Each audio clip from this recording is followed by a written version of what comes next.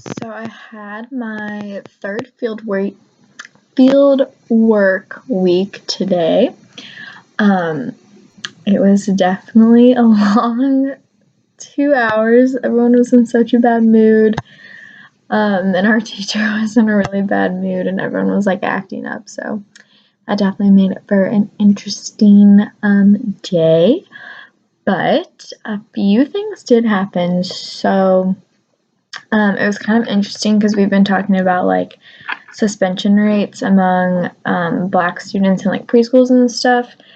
And a girl today, that the Black student got actually like written up, which is like the Boys and Girls Club's like almost suspension warning or something. And it's kind of interesting to see how like they punish Black students versus white students. And the girl didn't even really do anything. She was just kind of like she kind of had an attitude to her teacher, which I understand, but I don't know if it really called for getting like written up. But it kind of like made it like a real world example of just how easy it is that students do get suspended for stuff that's not like really for a suspension, I think, and how that can affect them in like the long run. So it was just kind of interesting that happened since we had been talking about that in class. And then I was with 5th grade again, so like I talked about last week, you could definitely see more of like a gap in the friend groups based off like race and gender more than I did in the kindergarten group the first week. So like it was just the same students had the same friend groups this week, and they kind of hung out with each other, like all the white girls, all the white boys, and then all the Black girls. So yeah, that was interesting to see again.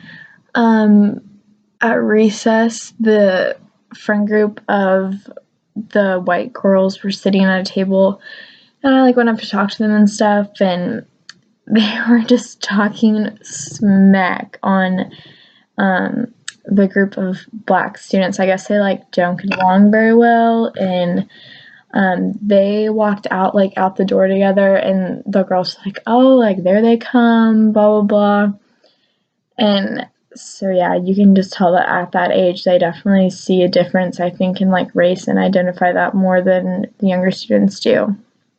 So that happened. And then so there's 2 Mexican students so we all go to recess together, and it was kind of weird to see how like they sat by themselves. They like barely talked the whole recess, didn't play with anyone, and I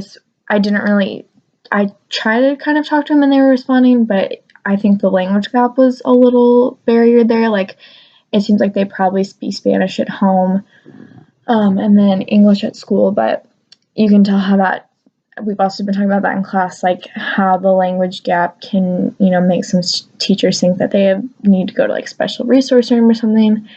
But you can see just like how that does impact their like day-to-day life when they, don't have people that speak their language, and that definitely puts a barrier on them.